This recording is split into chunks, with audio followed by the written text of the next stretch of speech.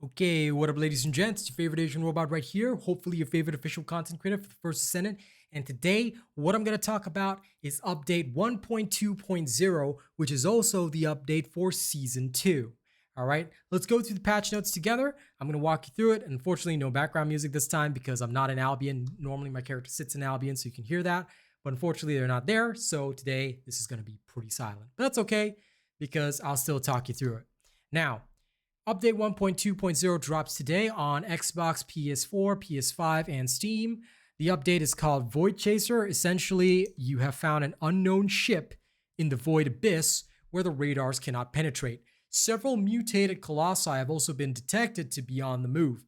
Void Chaser is the new episode for Season 2, and it adds a new main quest as well as various contents related to the Void and Colossi, so do be aware of that.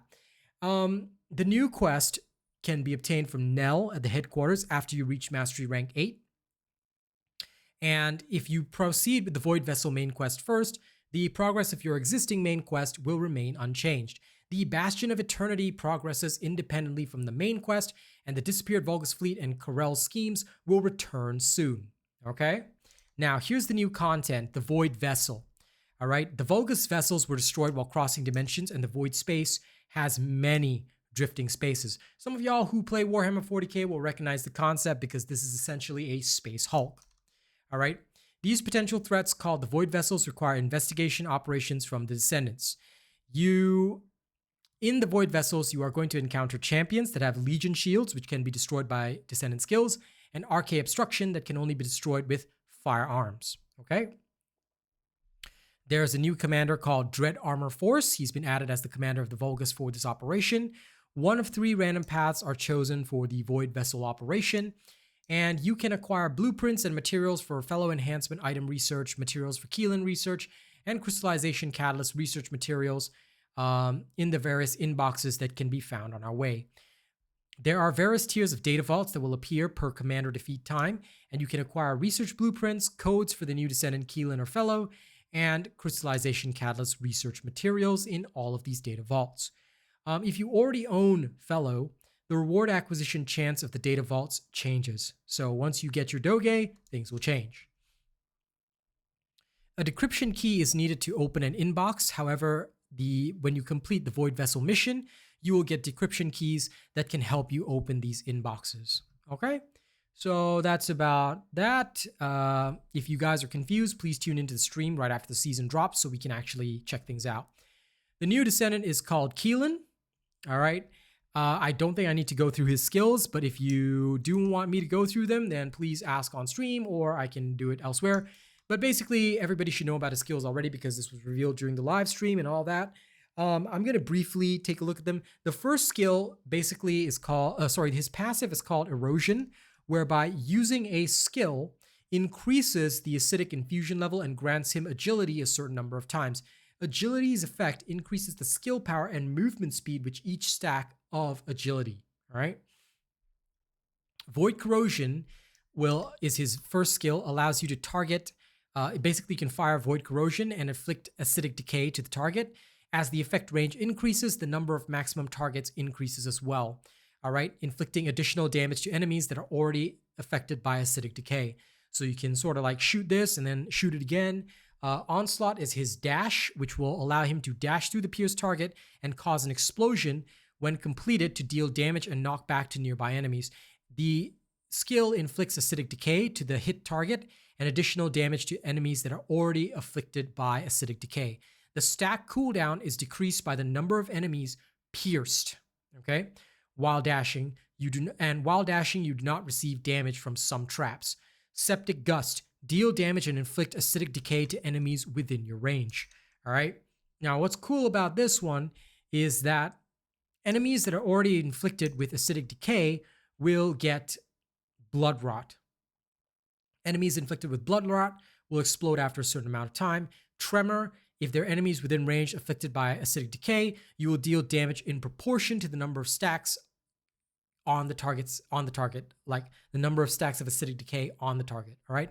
If there are no enemies within range affected by acidic decay, the current stacks of onslaught will increase instead. So that's what Tremor does. Okay, skill module. This Keelan has 2 skill modules. The first is called Focus on Prey, where Void Corrosion is converted to a single target rather than multiple target damage attack. This will probably be for his bossing. Essentially, what it will do is that it will target a single target, stack up his thing, and then the max stacks of Acidic Decay is also increased. All right, and this will increase the peak of the Tremor skill due to the increased Acidic stacks count. So this is most likely going to be his single target sort of bossing skill setup. We will definitely have to try that in the Void operations. Next would be Mobile Strike. Mobile Strike converts Septic Gust to Adventurous Spirit, turning it from a damage attack into a buff instead. And when Adventurous Spirit is in effect, using Onslaught does not decrease the number of stacks you have, and it causes additional continuous damage by granting Accelerate Corrosion to the pierced target. So this is going to be like more for AoE mobbing. I guess we'll have to see how that goes. You can acquire Keelan skill modules from combining, hard intercept battles, hard infiltration operations, the usual. Okay, Ultimate Sharen has been added. Ultimate Sharen will be farmed. I'm just going to give you the quick version of this. It can be farmed through amorphous materials.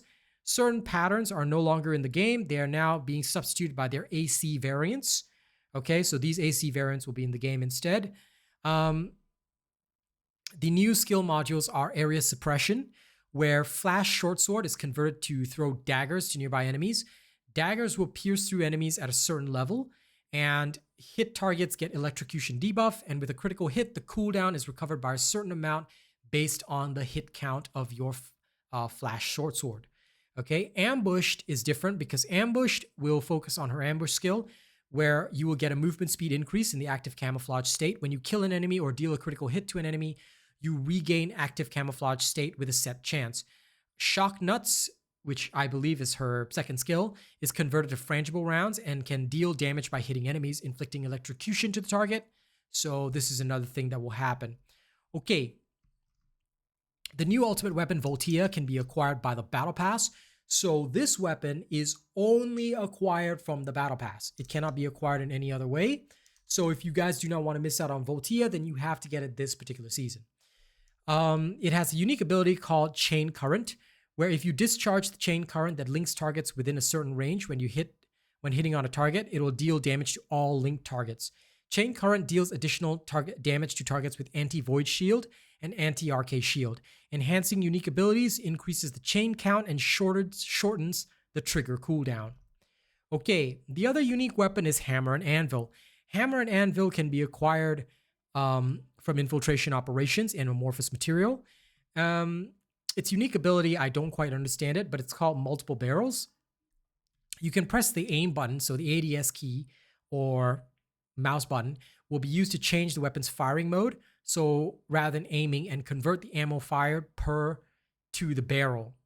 So there's Smooth Bore Barrel, which fires Kyber shells, and Rifled Barrel, which fires Gyrojet explosive rounds. So we'll have to see what each of these do. They tried to give an explanation here, but I really didn't understand it. If any of you understand this, then please feel free to share that with us. Addition of the amorphous material, AC variants for these materials will be created.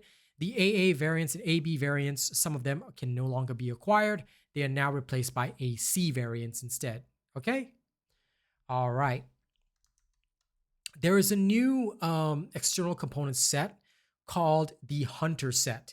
The Hunter set, basically what it will do is that the Hunter set will reduce skill cooldown by about 4%. And it's got two, and that's the 2 set effect. The 4 set effect is MP recovery in combat, and MP recovery out of combat will be increased as well. You will acquire an RK shield when MP is at 50% or lower, and while having the RK shield, your firearm attack will be reduced by 12%.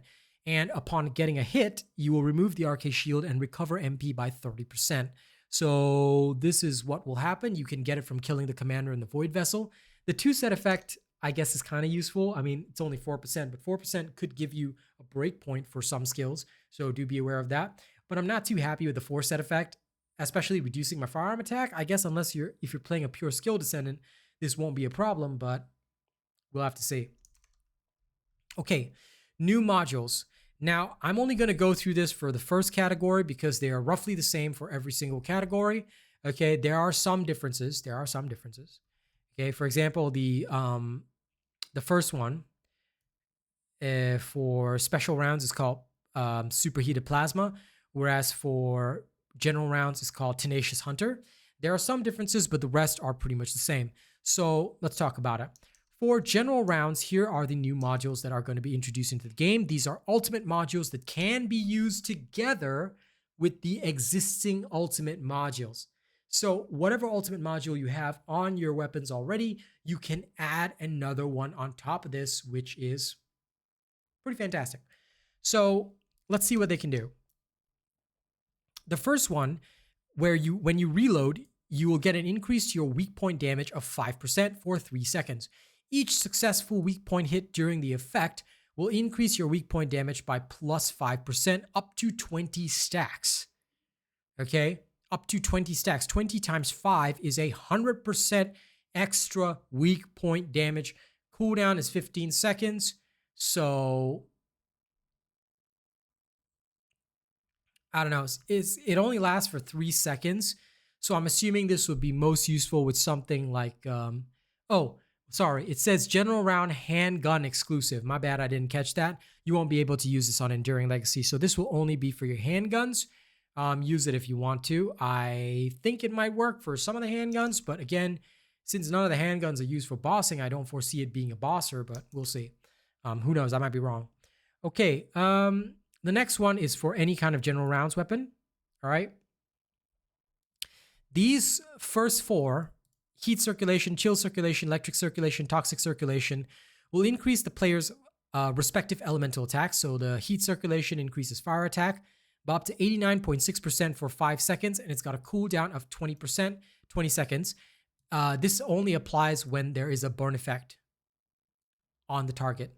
So, or I'm assuming when the weapon, because it just says burn effect, so I'm assuming it's when the weapon inflicts a burn. Sounds good on paper, but its uptime is only 25%. So I genuinely would not use this. If you want to, you can. It'll give you a little extra burst of damage, but I don't foresee this being useful, just an FYI. If you've got no other way of increasing damage, then I guess this could work. But the fact that there's a cooldown of 20 seconds, this only lasts for 5 seconds when you inflict the status effect, I'm assuming, is not very good. Because if you're firing your gun for 20 seconds, right? Then for 5 seconds you're boosted, but what happens to the other 15 seconds that this is down? So I'm not a fan of things like that. Now, the other one for general rounds is called Overwhelm. Upon a successful advantage affinity, I am not quite sure what advantage affinity is. I'll have to test that out in future. But this one comes with a negative effect. Upon a successful advantage affinity, all right, weak point damage will increase by 4%, and advantage affinity damage modifier will be plus 5.81% for 5 seconds. Once again, this thing has a cooldown of 20 seconds. And you can get up to 10 stacks of this, okay, during the time that it's active, but you will lose 2 stacks with a failed advantage affinity attack. So not quite sure what that means here. I think the advantage affinity is referring to the burst, pierce, crush type on the weapons. So that might be the thing that actually triggers this. I will test it if it's elemental in nature or if it's burst, pierce, crush. We'll see. Okay, because I'll be able to tell anyway when it stacks up. All right, so that is that. The other one for general rounds is called Ultra Precision. Ultra Precision Strike. The Ultra Precision Strike, what it will do is that it will increase your weak point damage by about 4.5% for 5 seconds, up to 20 stacks with a cooldown of 15 seconds. Now, if you happen to have a failed weak point attack during the effect, your firearm attack reduces by roughly 2% up to 20 stacks. So I don't know. This one is these two are really wild. The cooldown here is less at 15 seconds, but there is quite a punishing negative modifier. I don't understand why they're doing these negative modifiers. Like, just give us something powerful and we'll be happy. But okay, I guess. If somebody can find a use for this, let me know. I would love to see your build that takes advantage of this and actually makes this better than a standard build. So please let me know via email. My business email is realasianrobot@gmail.com. Okay. For your special rounds, there are 4 mods that are exclusive to the beam rifle. These are all entirely based on elemental attacks. So when you consecutively hit the same target, the target's defense will be reduced and the player's elemental attack will be increased up to 20 stacks. The stacks reset when consecutive hits on the same target fails. There is no cooldown for this. So this will actually be quite an interesting way for the beam rifles to up the damage that they deal. All right, it's consecutive hits on the same target. So this is pretty interesting. I think that these mods will definitely go really well on Voltia. That is where I'm going to see their best use in my personal opinion. Okay. Then we've got... The next thing is for all special rounds. You've got the same circulations, heat, chill, electric, toxic. We've already gone through that earlier. Okay, all of them have the same cooldown. Overwhelm and ultra precision strike is all the same. Okay, same cooldowns and everything, so you can take a look at that for special rounds. For impact rounds, the circulations are standard across the board. Overwhelm and ultra precision strike is also standard across the board. I'm not seeing any major differences between either. Yeah, their stacks are actually exactly the same.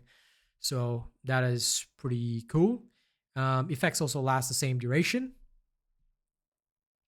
For the high-powered rounds, they've got all the circulations. They do not get ultra precision strikes, but they do get overwhelm. So if you have a successful advantage affinity, the weak point damage increases, advantage affinity damage modifier increases, and that is about it. So there you go.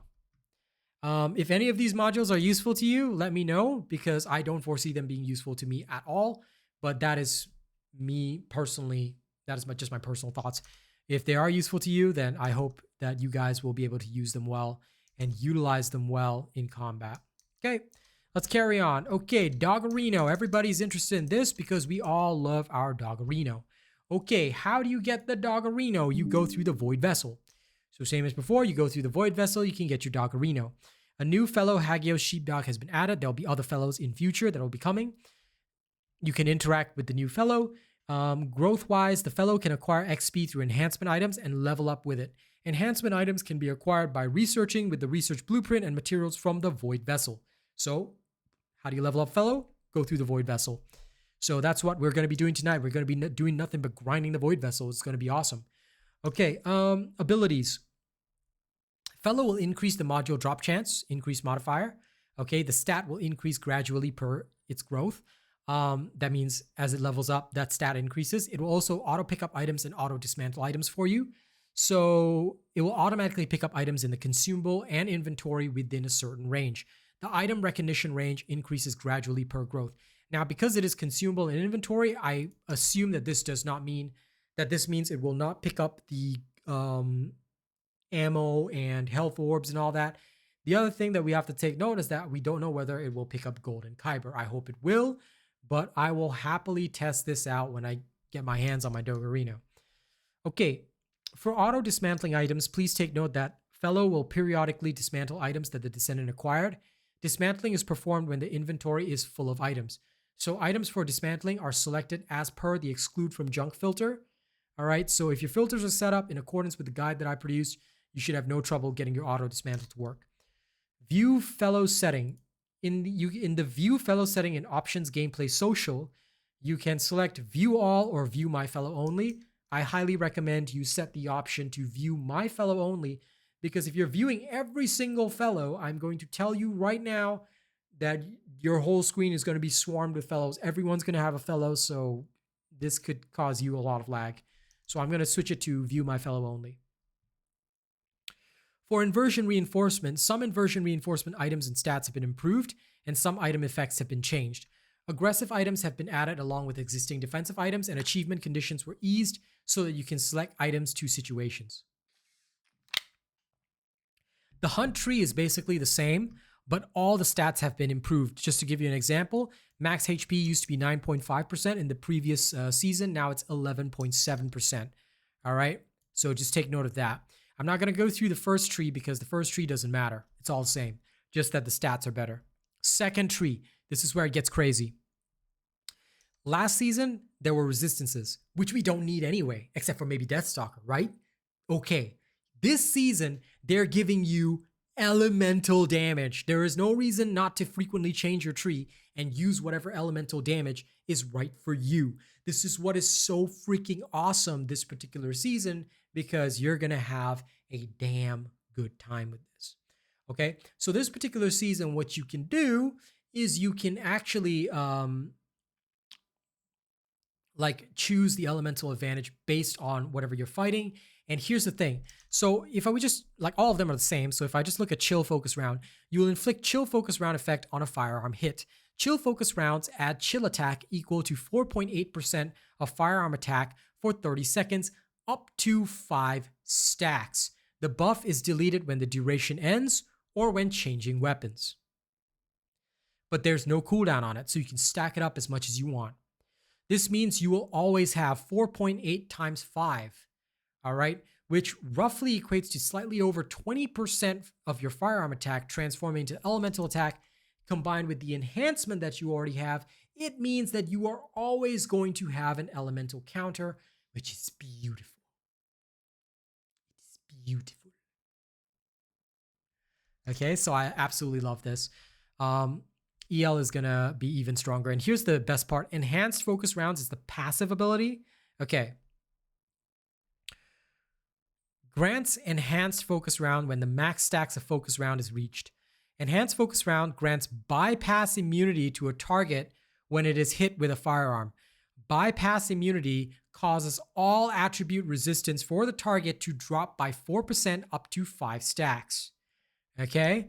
So first you stack up your rounds and then you reduce their resistance, which makes you 3 times more of a badass. I love this. There's no reason not to have this. Okay?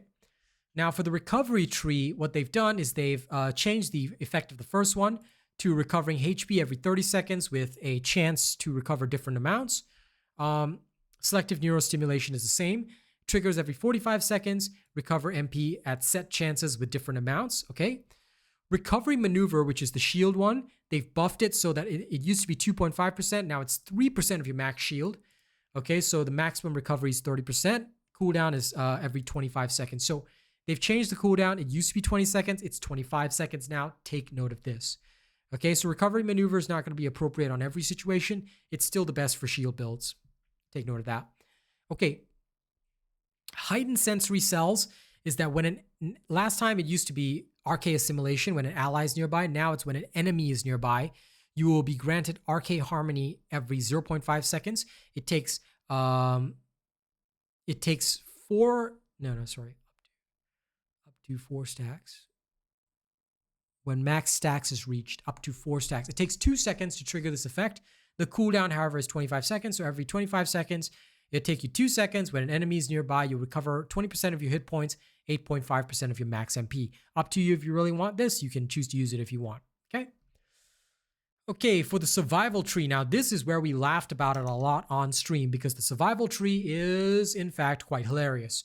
What do I mean by the survival tree is quite hilarious? Let me explain it in a little more detail here. The first thing is literally called Void Adrenaline, whereby when your HP is 50% or less during intercept battles, you'll be granted Void Resistance.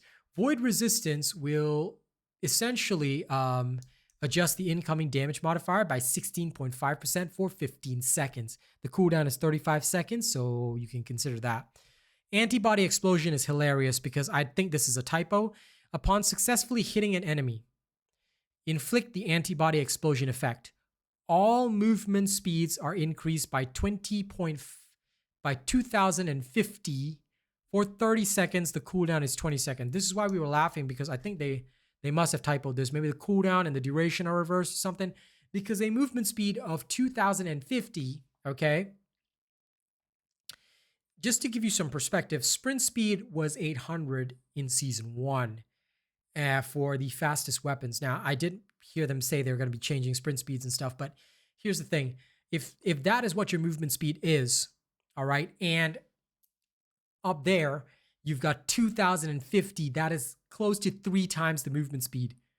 You are going to be speed running like crazy. Bunny is going to be even worse because of her 50% increased movement speed. Not quite sure how this is supposed to work. So if this is legit, you will literally have speed forever. Just saying. Okay. We were laughing about this on stream, but if it really is like this, it's going to be hilarious. Everybody's going to lose control of their characters. Okay, Vitality Burst. When you defeat an enemy, you inflict Vitality Burst. This will increase your recovery, HP recovery modifier, and shield recovery modifier by a certain amount, up to 1 stack for 30 seconds. It triggers whenever you defeat an enemy. There's no cooldown according to this, okay, which is pretty interesting. Either that or they typoed the fact that there's cooldown, but you can only have 1 stack. It'll last for 30 seconds. Abyss Enhancement. When defeating an enemy, you inflict the Abyss Enhancement effect. Basically, you can have up to 5 stacks for 30 seconds, and your grappling hook charge time will be reduced by 6% per stack, so up to 30% total. And incoming damage modifier is 0.5% per stack, up to minus 2.5% in total with the 5 stacks. So that's that. It triggers only when defeating an enemy, though. Last but not least, you will get Enhanced Arcade Potential as a passive. When you obtain HP and MP recovery orbs, you will have all attribute resistance plus 123 up to 10 stacks. The thing is, there's no cooldown or duration on this, so I think it's just for the operation or for the mission or whatever. But yeah, this will be pretty cool and might help in Void Intercepts as well. Okay, for the season, even more speed, all right? When defeating an enemy, their first ability is Adrenaline Rush. You will have all movement speed increased by 16% for 10 seconds. The second one is Photon Stacking. Grants Photon Stacking on hitting 3 or more enemies with the Voltia weapon. You will gain firearm attack plus 12.8% and beam rifle charging speed of plus 16% for 10 seconds. Changing weapons removes the photon stacks. There's a cooldown of 20 seconds. So basically half your uptime you will have this benefit if you want it for Voltia. For the electric displacement field, you will have explosive forging. When changing Hammer and Anvil's mode, it'll grant you explosive forging, which increases the shell capacity, which means more shells. And the skill cost, oh, so it's a shotgun, ew. The skill cost will be minus 6% for 10 seconds, all right? Cooldown is 20 seconds. Arcade Pacemaker, it grants you the Arcade Boost on hitting 5 or more enemies with skill. Arcade Boost will reduce the skill's cooldown, increase the skill's speed and range modifier by 11% for 7 seconds. Cooldown is 25 seconds. Okay? The passive for this is called Quantum Domain, whereby your skill effect range is increased by 0.8% and skill power by 0.6% up to 15 stacks, which is really, really good. But how do you trigger it? Because it just says grant quantum domain. What? It's a passive. So, okay. Anyway, this season, in order to, now you're going to have to re-level your Inversion Reinforcer. You can acquire Inversion XP from the hard difficulty Void Vessel, and the Inversion XP acquired from Invasions has been reduced, so do take note of that. Okay. You can now do target farming, as they talked about. So the target reward system has been put in place for guaranteed item acquisition. Basically, you can set target rewards and you can designate up to 4 items that you want to receive. If you complete something a number of times but do not get the target reward, then the item acquisition will be guaranteed. Okay, content that has been set as target rewards include Infiltration Operation, Special Operation, Outpost, and Intercept battles. Their registration availability is displayed when they are acquired. There's a new Void Abyss Intercept battle where you will have this new Colossus called Infernal Walker. You must reach Mastery Rank 18 in order to fight this Colossus. Unlike the Frenzied mode of existing Colossi, Abyssal Colossi have even more formidable attacks and defense abilities with their stats enhanced with Void Reflux. Infernal Walker that has entered the Void Reflux mode regenerates the destroyed parts. You can deal damage or destroy and remove parts in order to reduce the Void Depth gauge and stop the reflux. Rather than normal attacks, using the Chill attribute that the Infernal Walker is vulnerable to would probably help you out. Quality certified ETA vouchers can be acquired by clearing the Abyssal Intercept battle, and it can be used at the ETA 0 shop. quality certified ETA vouchers is removed at the end of the season. Okay, there's also an addition of hard difficulty special operations, which is for the mine blockade in White Knight Gulch and the resource defense in Fortress. You can acquire code breakers, fine adjustment control axes, quantum incubators, all that kind of stuff. All right. Reactor max enhancement level up. So here's the thing. With reactors, you can now level them up from tier 2 up to tier 5. All right.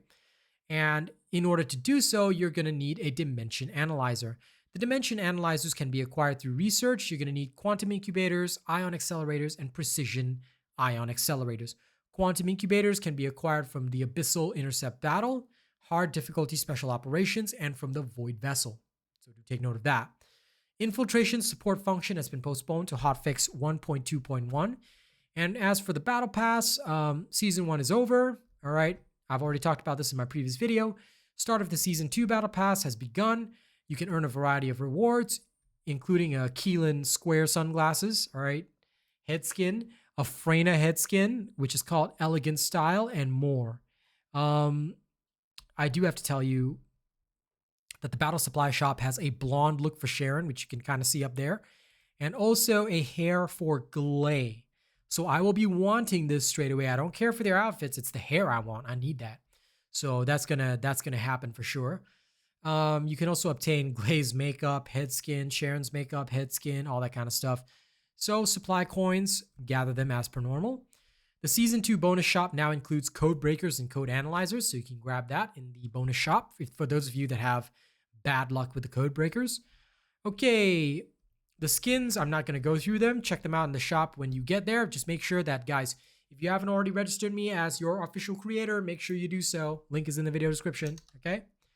Advanced shape stabilizers. These will basically, I'm just going to give you a rundown. What these will do is that, unlike the normal shape stabilizers, what they will do is they'll reverse the probabilities of the lowest drop and the highest drop. So basically, remember how energy activators are 6%? Okay, this will completely reverse the drop rate. So the 6% drop becomes a 32% chance. The 32% chance becomes a 6% chance. That's how these work. So enjoy. They are going to be pretty useful for your journey. Okay, the ring menu has been improved for those that use controllers. I'm not going to go through that because I'm on PC. Okay, event. These events have already been covered in my previous video. If you have not checked out my previous video, it is literally the First Descendant video right before this Season 2 shop changes and events. You might want to check that out. Okay, there is one web event, so you have to take note of that. Okay, Twitch drops will begin. I don't know the actual time conversion, but roughly by tomorrow. So that's the thing. Okay, content improvements. These are mostly for the outposts. So basically, they've changed the spawning path of monsters to not block Sharon's infiltration. They've changed some missions to make them easier. So this will mostly affect people who are still doing missions. In terms of customizations, the most important thing is that they have allowed you to paint the default weapon skins and the default Descendant skins. So if you find a weapon ugly at default, feel free to paint it up. Painted skins equipped by Descendants can now be saved individually, and the same common skin can be painted and saved in different colors for each Descendant that equips it. Descendants that have regular and ultimate versions can also have their painted skins saved separately.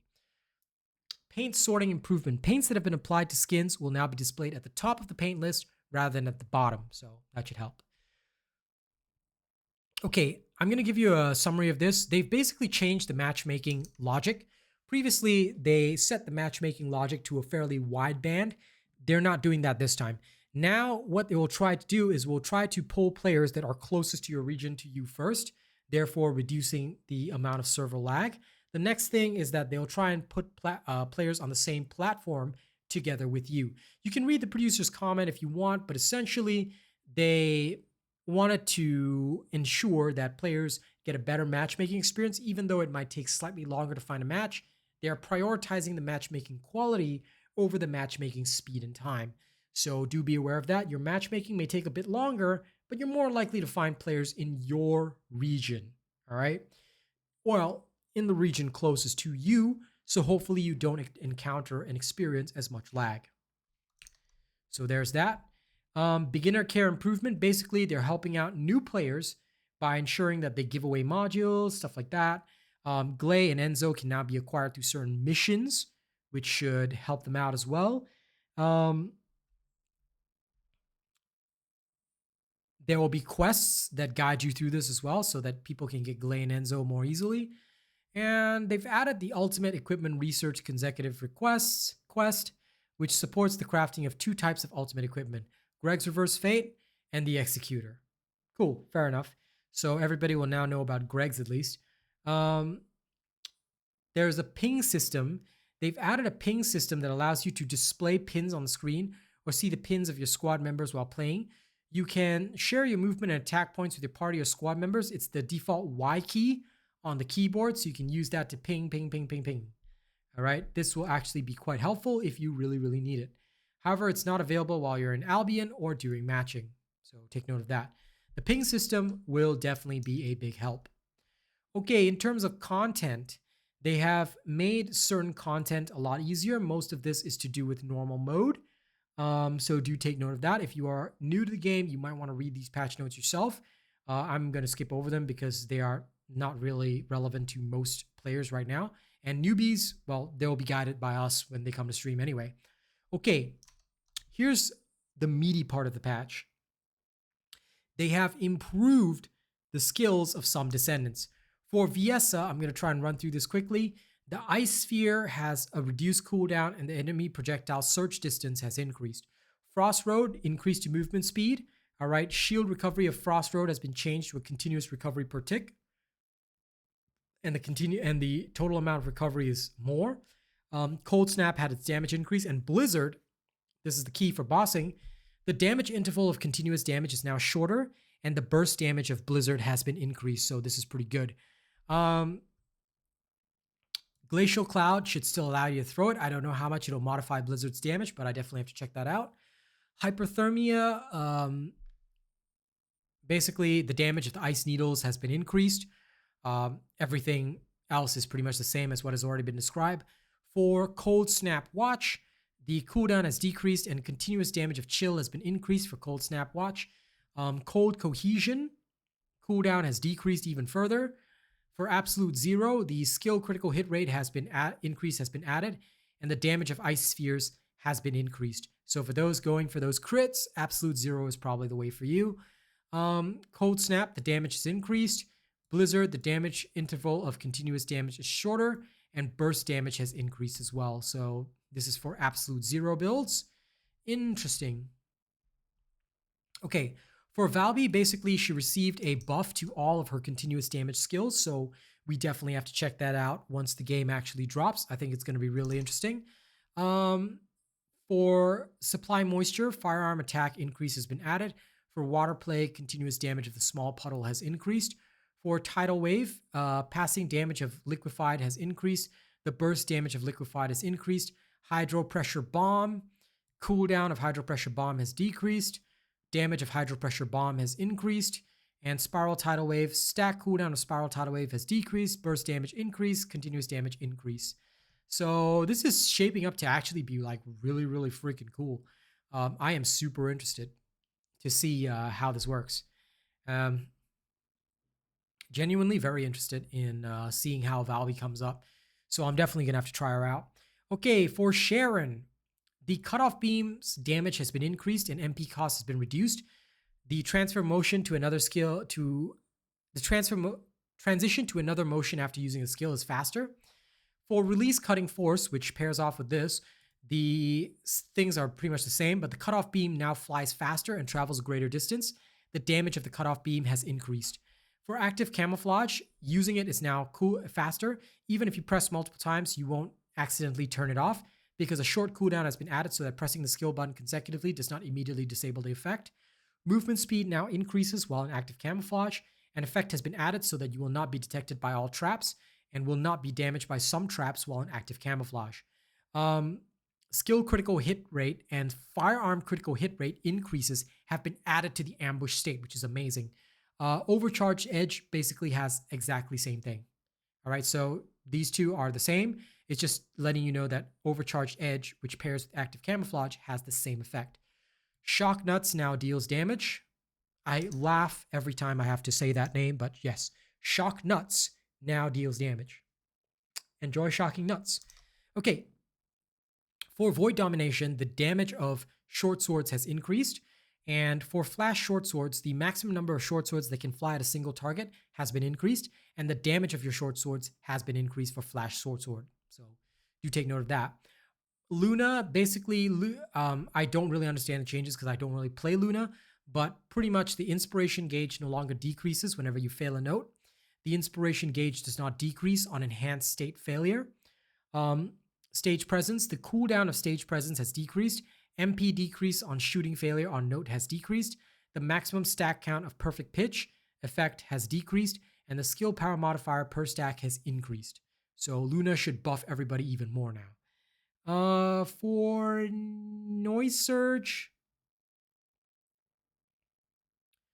the same changes in the basic information has been applied. When using Exciting Surge, Relaxing Surge, or Cheerful Surge in the enhanced state, you now increase movement speed. The maximum stack count of the Largo effect has decreased and skill critical hit rate has increased. The maximum stack count of the Crescendo effect has decreased and skill critical hit damage has increased. The maximum stack count of the Forte effect has decreased and skill power modifier has increased. Nimble Footsteps, same changes in the basic information has been applied. Inspiration gauge no longer decreases on note failure. Inspiration gauge does not decrease on enhanced state failure. Okay. Jaber, the fire rate of his assault turrets has increased. The multipurpose gun movement speed while equipped with the unique weapon has increased, and the reactivate, the burst damage of projectiles has been increased. For the immediate purge code, the burst damage of the turret explosion is increased, and attacking compulsion, the fire rate of the assault turret is increased. But I don't know if these changes will make Jaber good. So far, he's been so garbage, so I guess we'll see. For SMO, the movement speed when using the skills RK Explosion has been increased, and for Creative Explosion, the movement speed when using the skill has been increased as well. Okay, for weapons and modules, they have increased the sprint speed of Descendants when using their unique weapons. They have capped the maximum sprint speed and running speed, and this is higher than the maximum that could be set previously with Descendant skills and items, so that Descendants do not become slower than before. Okay, cool. They've also increased the sprint speed for machine gun, scout rifle, sniper rifle, and launchers. They've adjusted the default weapon stats and unique abilities of ultimate weapons, so I guess we'll have to take a look at that. For the weapon stats adjustment, they've increased the firearm attack of Python and Clairvoyance. They've also done a unique ability adjustment whereby they've adjusted the reduced stats and the basic information included in the unique abilities of all ultimate weapons to align with the final enhancement level. Okay, cool. They've also adjusted some unique abilities for Divine Punishment. The defense of Meditation is increased, skill cooldown of Praise is increased, firearm attack of Glory is increased. For Fallen Hope, the firearm attack increases on hitting enemies inflicted with poison. Blue Beetle, the skill critical hit rate of Arcane Energy has increased. The Last Dagger, firearm critical hit rate of the Patience effect has increased. Firearm attack increases when the Patience effect is at maximum stacks. Okay. Smithereens, reduced stats have been removed. Firearm critical hit damage increases on landing all bullets. Shell capacity of the Amplify effect is increased. Restored Relic, additional damage of Ancient Fire effect has increased. Improved list of recommended modules to be more accurate than the existing equipped recommended modules. Okay, good. When you use a Descendant in the Descendant menu, the improved list of recommended modules will be selected if no modules are set. When recommending modules in module mode, the improved list of recommended modules will be suggested.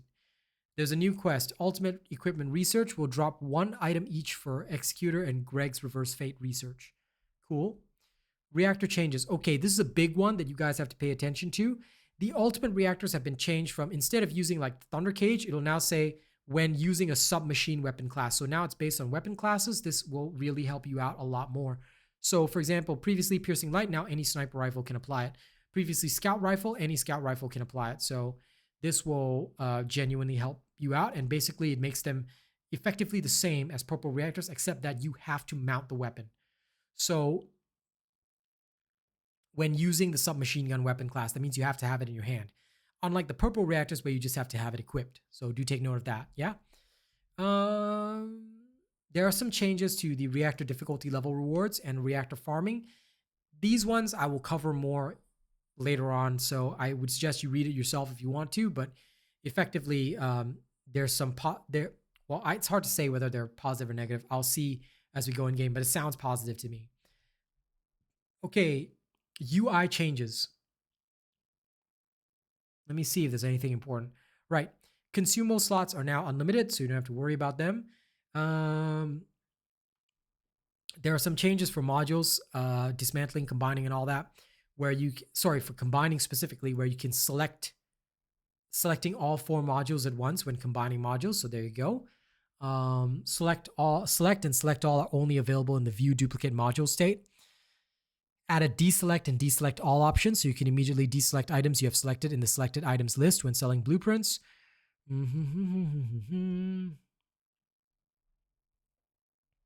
Added a feature that allows viewing only the skins that sales have been ended for. So unpurchasable skins are no longer displayed by default in the list on the customized screen. Okay. Added information on the type and source of reactors in Access Info. So now you'll be able to find reactors from Access Info. No need to ask your streamers anymore. Failing an intercept battle without having recommended specs now displays a pop-up UI with the details saying, hey, you failed. Now you need this. But of course, all you really need is a robot build. We already know that. Okie dokie day. Okay.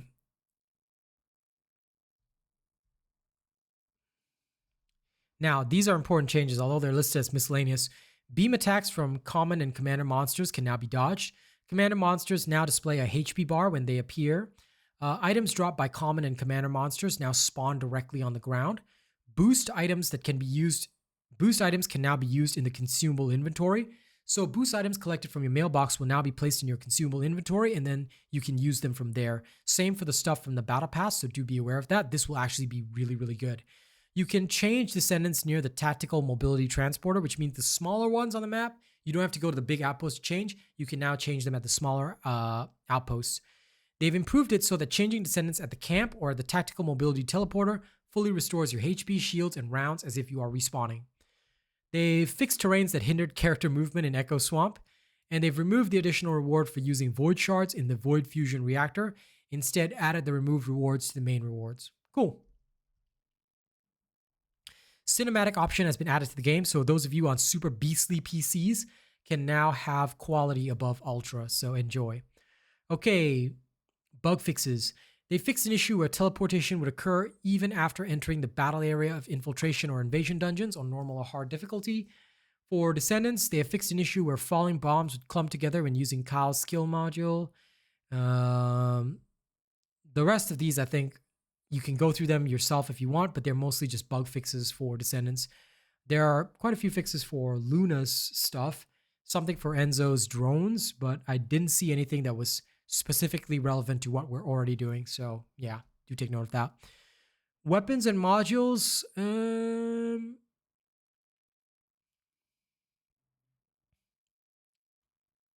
Nothing important there. For UI and UX, they fixed some function buttons not displaying correctly. Good. Fixed an issue where insufficient balance window would appear when accelerating ongoing research, even if you have enough caliber. Okay, good. Fixed the rounds filter function name in the storage, displaying enhanced rounds to special rounds. Okay. Fixed an issue where the applied value section of the module info window incorrectly displayed cumulative values when the same module was repeatedly equipped. Lol. Okay. Miscellaneous. Fixed an issue in intercept battles where AoE, area of effect damage generated after the Colossus appeared, but before the battle began, would not apply the correct amount over time.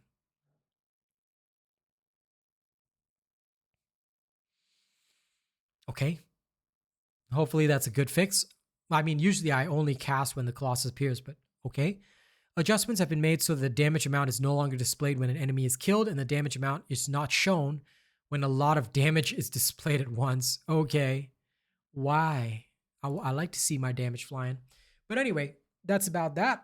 Okay, that brings us to the end of the patch notes. Nearly 50 minutes, and that's even with skipping some sections. So guys, there's a lot to take in here. Thank you very much for enjoying this video. I hope you guys will enjoy Season 2 with me. I'll see you guys soon. Y'all have a good one. Don't do anything weird while I'm gone, okay? Catch you later.